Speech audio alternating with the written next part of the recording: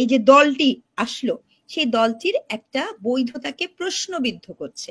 দেখুন, গণতান্ত্রিক রাষ্ট্রে যত রাজনৈতিক দল আসবে নতুন, সেটা কিন্তু আমাদের কামনার বিষয়। কেন কামনার বিষয়? কারণ তখন প্রতিদ্বন্দ্বিতা ভালো হবে। কিন্তু এই দলের ক্ষেত্রেও কিন্তু শিক্ষক হিসেবেও কিন্তু আমরা অনেক কামনা করেছি, কিন্তু এই দলটি যে আত্মপ্রকাশ করলো, তার পলিটিক্যাল ন্যারেটিভ কি আমরা কিন্তু জানি না। মাঠে যতগুলো রাজনৈতিক দল আছে তার মধ্যে বিএনপি একটি শক্তিশালী দল, এ বিষয়ে একদম মানে যে কোনো মানুষ আমরা বুঝি। এখন আমরা কি চাবো? আমি একজন শিক্ষক হিসেবে কি চাবো? তাকে তার একটা শক্তিশালী বিরোধী দল থাকুক, এটাকে গণতান্ত্রিক চর্চা বলে। তাহলে সেই শক্তিশালী বিরোধী দলটা কে হবে? জামাত, যার কিনা বাংলাদেশের অস্তিত্ব, বাংলাদেশের মুক্তিযুদ্ধ নিয়ে যার যার সংকট, সে হবে। আপনি একটা একচ্ছত্র সংস্কৃতির চর্চা করছেন আর মুখ দিয়ে বলছেন আমি ইনক্লুসিভ বাংলাদেশ চাই। Very sad. ইনক্লুসিভ বাংলাদেশ কাকে বলে?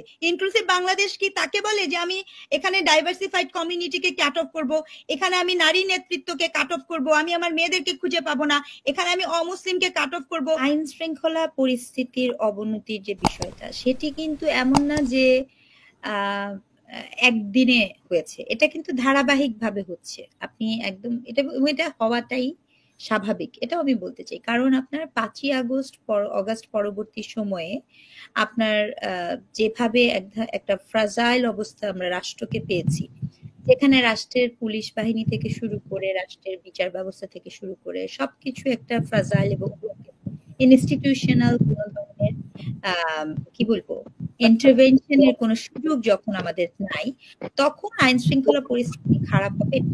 কিন্তু এই আইন শৃঙ্খলা পরিস্থিতি খারাপের থেকে আমি বলবো যে আপনার বিগত বাংলাদেশ মানে বাংলাদেশ স্বাধীন হওয়ার পরবর্তী সময়ে এই এই এই যে একটা নতুন জিনিস, সেটা হচ্ছে মব সংস্কৃতি, মব সংস্কৃতির যে চর্চাটা করা হয়েছে। এবং আমি বলবো যে নির্দ্বিধায় বলবো, প্রথমে মনে হয়েছে যে মব সংস্কৃতিটা এক ধরনের আক্রোশ, এক ধরনের ফ্রাস্ট্রেশন, সেই জায়গাটা থেকে হয়েছে। এটা আমাদের মনে হয়েছে মানুষের, জনগণের যে দীর্ঘদিনের ক্ষোভ, তার একটা বহিঃপ্রকাশ।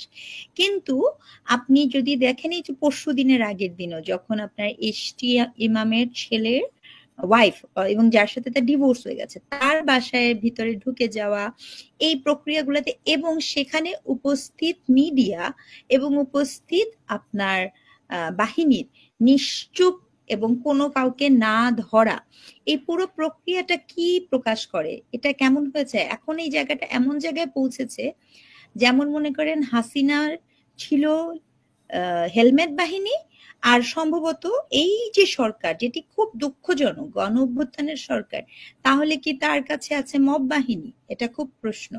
রাস্তাঘাটে যে কোনো জায়গায় যে কোনো মানুষ, বিশ্বাস করেন এখানে কোনো নারী পুরুষের ইস্যু না। আজকে এখানে শহীদুল ইসলাম বাবুল আছেন, ডক্টর মঞ্জু চৌধুরী আছেন, যদি কোনো কারণে তাদের কোনো কথা পছন্দ না হয়, তারাও যে এই সংস্কৃতি দ্বারা আক্রান্ত হবে না, তার কিন্তু কোনো গ্যারান্টি মানুষ দিতে পারছে না। এই প্রক্রিয়ায় যখন একটা রাষ্ট্র দিনের পর দিন চলছে, সেটি কিন্তু যে কোনো অর্থে সকল নাগরিকের একটা কনসার্নের বিষয় হওয়া উচিত, কারণ এটি কাউকে ছাড়বে না।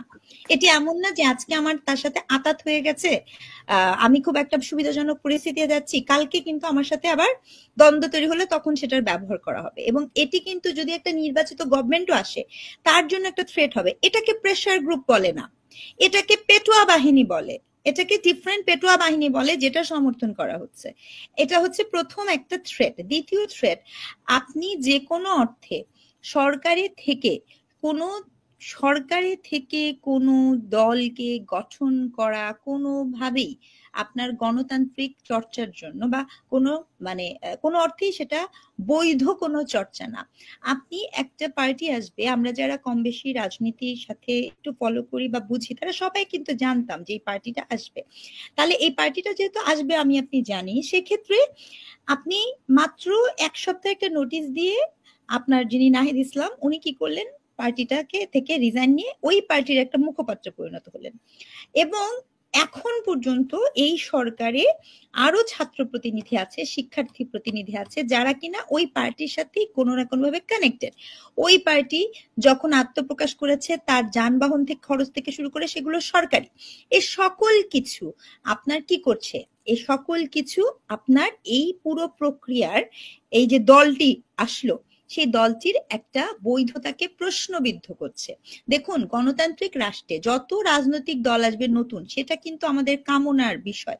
কেন কামনার বিষয়? কারণ তখন প্রতিদ্বন্দ্বিতা ভালো হবে।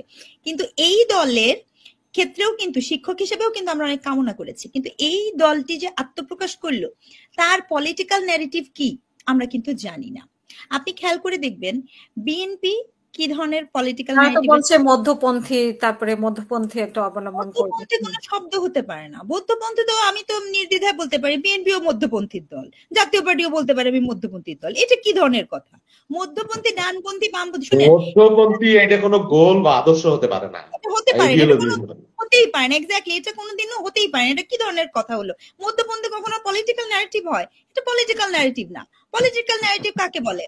আপনি বাংলাদেশি জাতীয়তাবাদী যেটা বিএনপি বলে, সেটা তার একটা পলিটিক্যাল। আওয়ামী লীগ, তার পলিটিক্যাল একটা ন্যারেটিভ আছে। বামপন্থীরা সাম্যের কথা বলে, তার একটা পলিটিক্যাল ন্যারেটিভ আছে। এই দলের পলিটিক্যাল ন্যারেটিভটা কি, সেটা আপনি প্রকাশ করতে পারছেন না। এটা তো আমার জন্য, আমাদের জন্য আনন্দের না। কিন্তু আমি আবারও বলছি, এটা কিন্তু খুবই মানে, এই যে আপনি কোনো কিছু না চিন্তা করে একটা দল গঠন করতে হবে, আপনি দল গঠন করছেন, আবার একইভাবে সকালে এক কথা বলছেন, বিকালে আরেক কথা বলছেন। এটি কি করছে? এটি আপনার দৃঢ়তার মানে আপনার যে দৃঢ়তার অভাব আছে সেটাকে প্রমাণ করছে। আমি আবারও বলছি, দেখুন, এই দলে যে বা যারাই যুক্ত হয়েছে, এবং আপনি দেখবেন এই দল, একটা দল শুরু হওয়ার আগেই বানরের পিঠা ভাগাভাগি নিয়ে মারামারি হচ্ছে। এটা তো আরো আনফরচুনেট। আমরা একটা দল চাই, কি জন্য চাই জানেন? আমি আরো স্পষ্ট করি, আমাদের বিএনপির সাথে টেক্কা দেওয়ার দল লাগবে।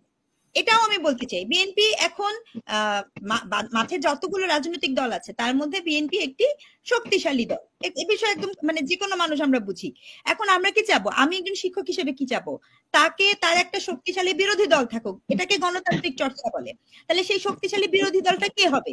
জামাত, যার কিনা বাংলাদেশের অস্তিত্ব, বাংলাদেশের মুক্তিযুদ্ধ নিয়ে যার সংকট, সে হবে?